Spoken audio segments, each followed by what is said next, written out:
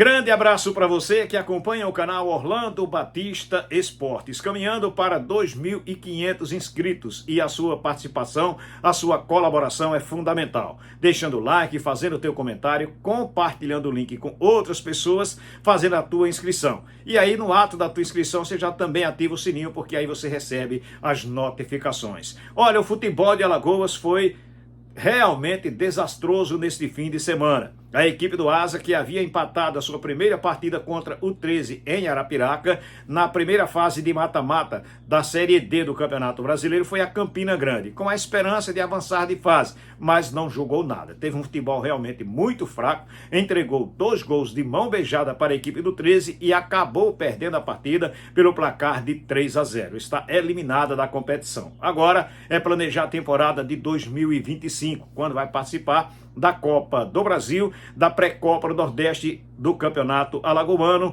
e, novamente, da Série D do Campeonato Brasileiro. O presidente da equipe arapiraquense, Rogério Siqueira, no início da temporada, prometeu que o time conquistaria o título estadual, foi apenas vice-campeão pela 3ª vez consecutiva, que o time conquistaria o acesso à Série C. Nada disso aconteceu. Mais um ano que o Asa fica pelo meio do caminho, com uma boa estrutura, com orçamento, mas que não consegue realizar dentro de campo aquilo que se espera. No lado do CRB, a equipe regatiana entrou em campo neste domingo pela Série B do Campeonato Brasileiro, diante do Operário em Ponta Grossa. O técnico Daniel Paulista optou por usar apenas um titular na equipe, foi o volante Falcão. O restante, todo reserva, a começar pelo goleiro Vitor Caetano, que falhou em 2 oportunidades, e a equipe do CRB acabou perdendo o jogo pelo placar de 2-0. A equipe regatiana até então tem apenas 3 pontos fora de casa na Série B do Campeonato Brasileiro, com apenas 3 empates. Após a partida, quem falou com a imprensa foi o técnico Daniel Paulista, e você acompanha a partir de agora a avaliação que ele fez da partida, do resultado e por que usou um time alternativo contra o Operário. Primeiro, sobre as alterações, eu acho que isso não é poupar. Nós tivemos que fazer alterações para cuidar dos nossos atletas, para cuidar do nosso elenco, porque hoje o CRB completou 4 semanas consecutivas de jogos a cada 3 dias, né, jogos intensos, jogos, alguns deles com viagem, com deslocamento. E só nós que estamos na prática sabemos a dificuldade que é, e os jogadores, eles não são máquinas, né? Eles estão num momento de exaustão e precisavam de um momento de respiro, né? Então nós fizemos essa opção para a partida de hoje, para que esses atletas eles pudessem se recuperar, para que nós possamos ainda, né, numa sequência que ainda temos pela frente, sermos intensos, né, nos jogos que nos faltam. E é uma situação que eu vejo o Palmeiras com o Abel, eu vejo o Renato, eu vejo o Rogério hoje também fazendo com o Bahia. Eu estou citando equipes que têm um elenco grande, uma estrutura altamente capacitada para se recuperar atletas, tem à sua disposição voos fretados, e nós fazemos o que nós podemos, né? O clube se esforça ao máximo para atender da melhor forma possível, mas a nossa logística é sempre muito difícil, são voos sempre de conexões, voos exaustivos. Para você ter uma ideia, nós saímos de Maceió por volta de 2 horas da tarde para chegar em Curitiba à meia-noite. Então, é difícil recuperar tendo um jogo contra o Atlético Mineiro, com 50 minutos desse jogo jogados com um jogador a menos, para fazer uma partida intensa contra a equipe do Operário. Isso não justifica a nossa apresentação hoje. E aí eu assumo a responsabilidade, porque sou eu que escalo, né, eu que escolho os atletas para iniciar as partidas. Hoje não foi uma boa apresentação, nós não conseguimos atuar nem com a intensidade que gostaríamos e muito menos com o rendimento que queríamos, né? Foi um jogo onde o Operário foi sempre superior, apesar de ter encontrado seus gols em falhas que poderiam ter sido evitadas, né? Um lance de tiro de meta e depois uma falha na saída de bola, mas nós temos que reconhecer que hoje não foi uma boa apresentação e nós assumimos dessa responsabilidade. Mas fizemos o que tínhamos que fazer, né? Para olhar a sequência para frente, e agora contra o Atlético Mineiro podermos fazer um jogo de igual para igual, pelo menos no aspecto físico, de tentar lutar até o último momento na busca por essa classificação, como fizemos já no jogo de ida, e depois, né, olhar o Novo Horizontino no final de semana, voltando para casa, jogando dentro do nosso estádio, onde a gente sempre foi muito forte, para se recuperar dentro do Campeonato Brasileiro e buscar melhores colocações. Boa noite, Daniel. Cícero Goitacás, Rádio Lagoa Dourada aqui de Ponta Grossa, em parceria também com os companheiros da Rádio Gazeta de Maceió. Hoje foram promovidas as estreias do Wanderson e do Rafael Bilu na Série B. Queria que você avaliasse, apesar do resultado adverso, por conta da logística, necessidade de poupar o time, mas que avaliação você faz desses reforços que chegaram e ciente que o CRB segue ali de olho, né, no mercado, como foi falado nas últimas semanas, uma projeção desses nomes aí para a sequência da Série B, nesse segundo turno para o CRB. Boa noite. Boa noite. Acho que foram 2 atletas que estrearam hoje. O Wanderson chegou de uma forma mais imediata, porque nós tivemos também a perda além do Heron, a perda do alemão, que foi uma perda muito sentida pela nossa equipe, e acho que ele fez um jogo justo para um zagueiro, né? Não comprometeu, foi seguro nos confrontos, nos duelos, na bola ofensiva. Acho que com o desenvolvimento do trabalho pode crescer muito mais e nos ajudar nessa sequência, da mesma forma o Rafael Bilu, que é um jogador que tem potencial, tem qualidade, mas vem de uma inatividade muito grande, né? Então nós temos que ter um pouco de paciência, um atleta que vai aos poucos procurando a sua melhor forma, mas tenho certeza que para um retorno de Campeonato Brasileiro, o atleta também que vai nos ajudar dentro da sequência de jogos. A pergunta do Iverson Fernandes, da Rádio CBN Maceió. Boa noite, Daniel. Concordando ou não, entendemos o motivo de poupar alguns jogadores, mas na sua visão, qual a necessidade também de poupar o goleiro? Essa talvez foi a escolha que eu fiz, que vai muito em cima também de dar uma oportunidade ao Vitor, tá? Porque é um atleta que tem merecido essa oportunidade, mesmo o Matheus vindo numa sequência fantástica. Eu também assumo essa responsabilidade. Talvez o Vitor, pela sequência de jogos, teve o erro na saída de bola ali, mas poderia ter sido o Matheus também acometido aquele erro. Então, assim, a gente não vai jogar essa responsabilidade em cima do Vitor. O Vitor fez e tentou fazer uma partida segura, fez boas defesas. É um goleiro que pode nos ajudar na sequência. Como eu disse, nós não poupamos, nós cuidamos dos atletas, porque se nós esticarmos muito a corda, nós poderemos encher o nosso departamento médico de atletas importantes que poderão ficar, em vez de um jogo fora, ficar 3, 4, 5 jogos, e aí o prejuízo com certeza será ainda maior. Tá aí então o técnico do CRB, Daniel Paulista, falando aqui no canal Orlando Batista Esportes. Com a derrota, a equipe regatiana ficou na 12ª colocação, tem 24 pontos conquistados. Porém, nesta segunda-feira, a equipe do Vila Nova joga contra o Paysandu. O jogo acontece às 9 da noite. O Paysandu vencendo, ultrapassa o CRB, portanto, se o Paysandu vencer, cai mais uma posição na tabela de classificação da Série B do Campeonato Brasileiro. O Galo agora entra em campo na próxima quarta-feira, 7 da noite, na Arena MRV, em Belo Horizonte, jogando contra a equipe do Atlético pela Copa do Brasil. Na primeira partida, deu empate aqui na capital alagoana, em 2-2. Novo empate leva a decisão para os pênaltis. Portanto, jogão de bola na próxima quarta-feira pela fase 8ª de final da Copa do Brasil entre Atlético Mineiro e a equipe do CRB. Olha, deixa eu falar com você a respeito da Puro Mel. Você sabe, a Puro Mel tem os melhores mel de abelha aqui da capital alagoana, seja da abelha Uruçu, seja da abelha italiana. Certeza de qualidade, de mel puro, de mel verdadeiro. E como você adquire os produtos da Puro Mel, que além de mel de abelha, tem também queijo de coalho, queijo de manteiga e a deliciosa manteiga do sertão. É fácil, você fala com a Puro Mel através do 82981231106, o WhatsApp. Manda sua mensagem, faz a tua ligação, será muito bem atendido e recebe o seu produto no conforto da sua residência. Olha, a equipe do CSA jogou no estádio Rei Pelé. Mais de 8.000 torcedores estiveram presentes e viram mais uma atuação fraca da equipe azulina, que começou perdendo. O jogador da equipe do Clube Náutico Capibaribe, que já passou inclusive pelo futebol alagoano, o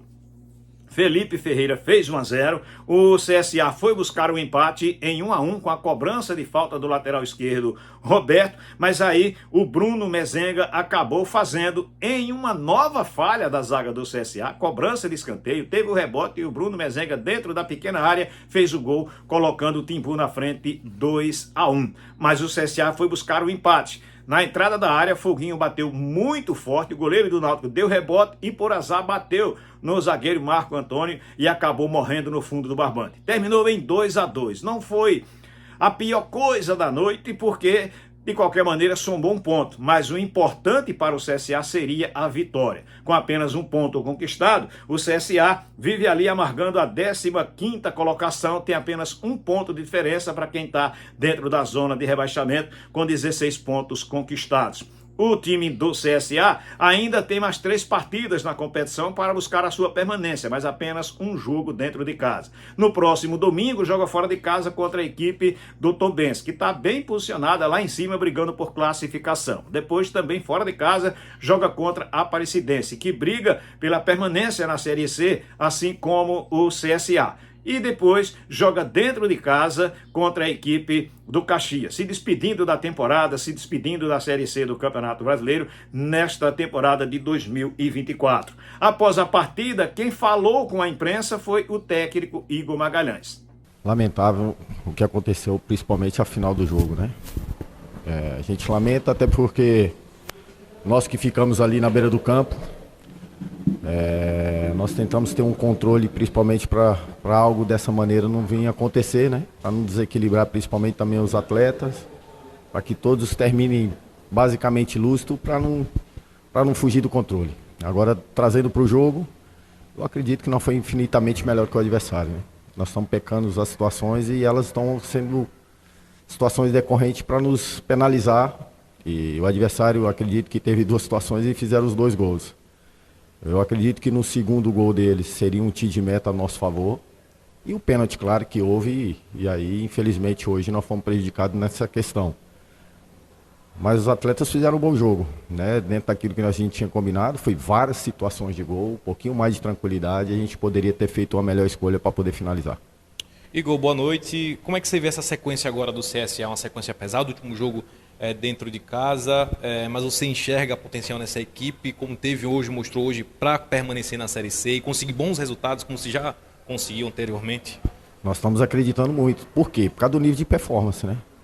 Quando as coisas não acontecem em nível de performance e o resultado não vem, aí nos deixa muito preocupados. Não é que não estamos preocupados, nós estamos bastante preocupados e trabalhando muito. O que nós temos que entender que ela vai ser definida até a fase final da competição, né? Nós chegamos numa situação delicada da competição, mais uma vez por ter começado mal, e aí as situações de pressão por resultado, ela vai pressionando o atleta, vai pressionando o contexto geral. Nós erramos e estamos sendo penalizados quando a gente erra de sofrer gol. Mas nós estamos criando bastante oportunidade de gol, até oportunidade clara de definição para poder ganhar os jogos. Hoje eu acredito que eles fizeram uma grande performance, por mais que o adversário conseguiu finalizar uma bola no primeiro tempo e eles foram felizes e fizeram o gol. E eu passei um pouco mais de tranquilidade no intervalo do jogo. Para quê? Para que eles não se enervassem, principalmente para a cobrança da torcida, porque a torcida também está aflita, né? Normal.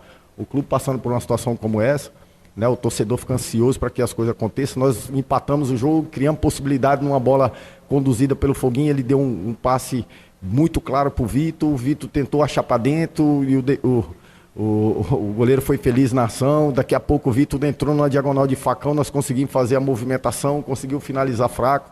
Nós tivemos várias oportunidades claras, uma bola de profundidade, a bola no chão, o Biazzo, acredito que antecipou alguém que vinha de frente, chutou por cima.